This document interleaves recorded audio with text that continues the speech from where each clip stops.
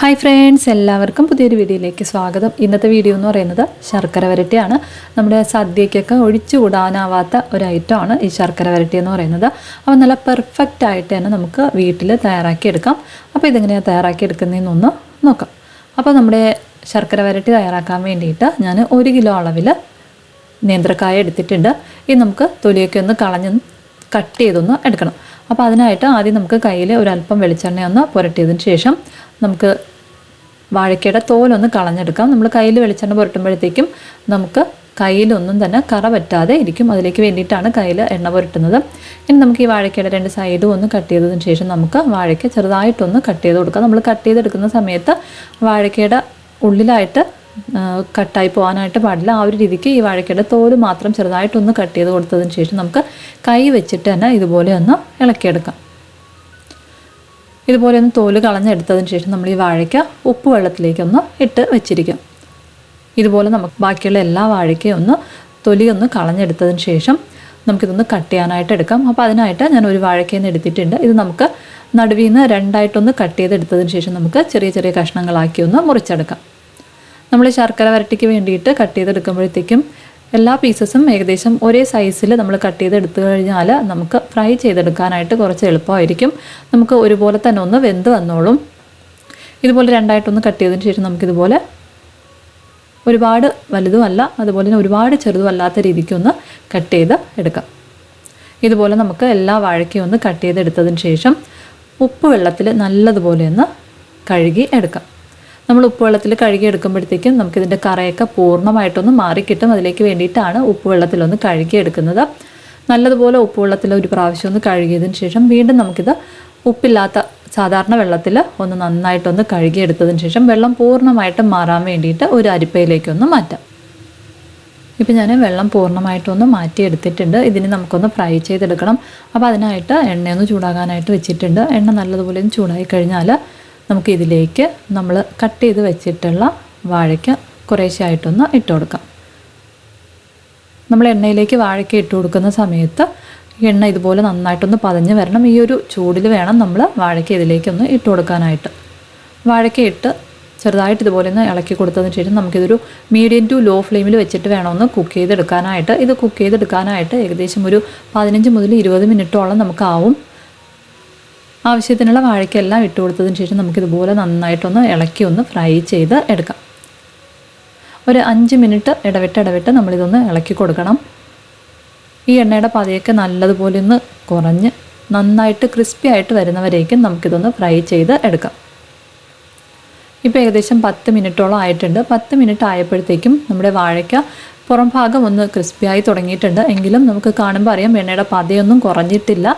നടുഭാഗം കുറച്ചുകൂടി ഒന്ന് ക്രിസ്പി ആയിട്ട് വരാനായിട്ടുണ്ട്. ഒരെണ്ണം എടുത്തൊന്ന് നമ്മൾ കടിച്ച് നോക്കിക്കഴിഞ്ഞാൽ നമുക്കത് അറിയാനായിട്ട് പറ്റും. വെന്ത് വരുന്ന ആ ഒരു പരുവത്തിലായിരിക്കും ഈ ഒരു നടുഭാഗം ഇപ്പോൾ ഇരിക്കുന്നത്. അപ്പോൾ ഈ ഒരു എണ്ണയുടെ പതയൊക്കെ മുഴുവനായിട്ടൊന്ന് മാറുന്നവരേക്കും നമുക്ക് ലോ ടു മീഡിയം ഫ്ലെയിമിൽ വെച്ചിട്ട് തന്നെ ഒന്ന് ഫ്രൈ ചെയ്ത് എടുക്കാം. വീണ്ടും ഒരു 10 മിനിറ്റ് കൂടെയൊക്കെ ആകുമ്പോഴത്തേക്കും നമുക്ക് ഇതുപോലെ എണ്ണയുടെ പതയൊക്കെ ഒന്ന് കുറഞ്ഞ് നമ്മുടെ വാഴയ്ക്ക എല്ലാം തന്നെ നല്ലതുപോലെ ഒന്ന് ക്രിസ്പി ആയിട്ട് വന്നോളും. ഈ ഒരു സമയം നമുക്ക് ഇത് എണ്ണയിൽ നിന്ന് കോരി മാറ്റാവുന്നതാണ്. ഈ ഒരു പരുവാവുന്നവരേക്കും വേണം നമ്മൾ ഫ്രൈ ചെയ്തെടുക്കാനായിട്ട്. ഇതിന് മുമ്പത്തെ സ്റ്റേജിൽ നമ്മൾ എടുത്തു കഴിഞ്ഞാൽ നമുക്ക് ശർക്കര വരട്ടി നമുക്ക് കറക്റ്റായിട്ടുള്ള പരുവത്തിൽ ശർക്കര വരട്ടി കിട്ടില്ല. ഇപ്പോൾ എണ്ണയുടെ പതയൊക്കെ നന്നായിട്ടൊന്ന് കുറഞ്ഞ് എണ്ണ നല്ലതുപോലെ ഒന്ന് തെളിഞ്ഞ് കാണാനായിട്ട് പറ്റുന്നുണ്ട്. ഈ ഒരു പരുവത്തിൽ നമ്മൾ വാഴയ്ക്ക എല്ലാം തന്നെ നമുക്ക് എണ്ണയിൽ നിന്ന് കോരി മാറ്റാം. അതിനുശേഷം ഇത് നന്നായിട്ട് തണുക്കാനായിട്ട് നമുക്കൊരു പരന്ന പാത്രത്തിലേക്കൊന്ന് വെച്ച് കൊടുക്കാം. ഇതുപോലെ നമുക്ക് ബാക്കിയുള്ള വാഴയ്ക്കയും എല്ലാം തന്നെ ഒന്ന് ഫ്രൈ ചെയ്തെടുക്കണം. ഇനി വാഴയ്ക്ക നല്ലതുപോലെ ഒന്ന് തണുത്തതിന് ശേഷം വേണം നമ്മുടെ ശർക്കര വരട്ടി തയ്യാറാക്കാനായിട്ട്.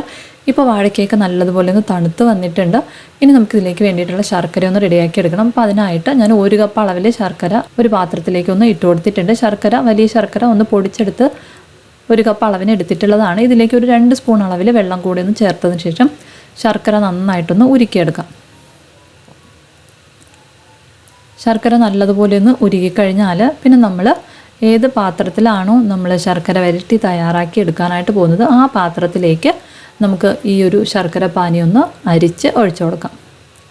അപ്പോൾ അതിനായിട്ട് ഞാനൊരു പാനൊന്ന് അടുപ്പിൽ വെച്ചിട്ടുണ്ട്. ഈ പാനിലേക്ക് നമ്മൾ ഉരുക്കിയെടുത്തിട്ടുള്ള ശർക്കര ഒന്ന് അരിച്ച് ഒഴിച്ചു കൊടുക്കാം.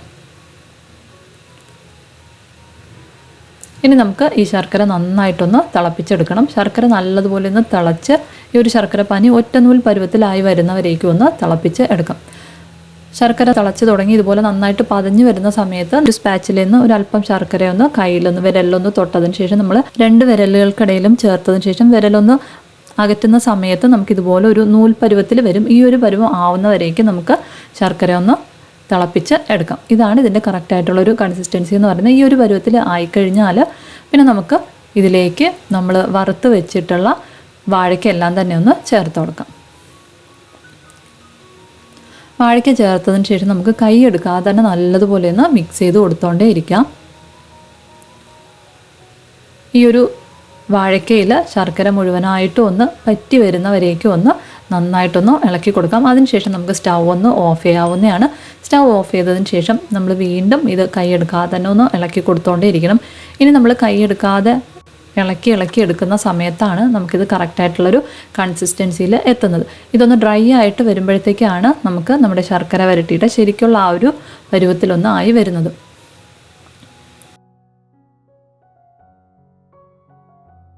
ശർക്കര എല്ലാം തന്നെ വാഴയ്ക്കയിൽ നന്നായിട്ടൊന്ന് പിടിച്ചു കഴിഞ്ഞാൽ പിന്നെ നമുക്ക് ഇതിലേക്ക് 2 സ്പൂൺ അളവിൽ പഞ്ചസാര ചേർത്ത് കൊടുക്കാം.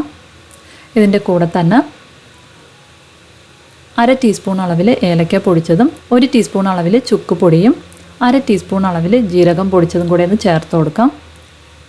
ഇനി ഇതിലേക്ക് ഒരു 3 സ്പൂൺ അളവിൽ അരിപ്പൊടി കൂടെ ഒന്ന് ചേർത്തതിന് ശേഷം നമുക്ക് നന്നായിട്ട് ഇളക്കി കൊടുത്തോണ്ടേ ഇരിക്കാം. അപ്പോഴത്തേക്കും നമുക്ക് കറക്റ്റായിട്ടുള്ള ആ ഒരു ശർക്കര വരട്ടിയുടെ പരുവത്തിലൊന്ന് ആയി കിട്ടിക്കോളും. നല്ലതുപോലെ ഒന്ന് ഡ്രൈ ആയി വന്നോളും. നമ്മളിതെല്ലാം ചേർത്ത് കൊടുത്ത് ഒരു 5 മിനിറ്റോളം നമ്മൾ കൈയെടുക്കാതെ തന്നെ ഒന്ന് ഇളക്കി കൊടുക്കുമ്പോഴത്തേക്കും നല്ലതുപോലെ തന്നെ ഡ്രൈ ആയിട്ട് കിട്ടിക്കോളും. അപ്പോൾ ഇപ്പോൾ നമ്മുടെ ശർക്കര വരട്ടി എല്ലാം തന്നെ നന്നായിട്ടൊന്ന് റെഡിയായി വന്നിട്ടുണ്ട്. നല്ലതുപോലെ ഒന്ന് ഡ്രൈ ആയി വന്നിട്ടുണ്ട്. അപ്പോൾ എന്തായാലും ഈ ഓണത്തിന് ഇതുപോലെ ഒന്ന് തയ്യാറാക്കി നോക്കുക. നിങ്ങൾക്ക് വീഡിയോ ഇഷ്ടപ്പെടുകയാണെന്നുണ്ടെങ്കിൽ എന്തായാലും ഒന്ന് ലൈക്ക് ചെയ്തേക്കണേ. അപ്പോൾ പുതിയൊരു വീഡിയോയിലൂടെ നമുക്ക് വീണ്ടും കാണാം. അതുവരെ താങ്ക് യു, ബൈ.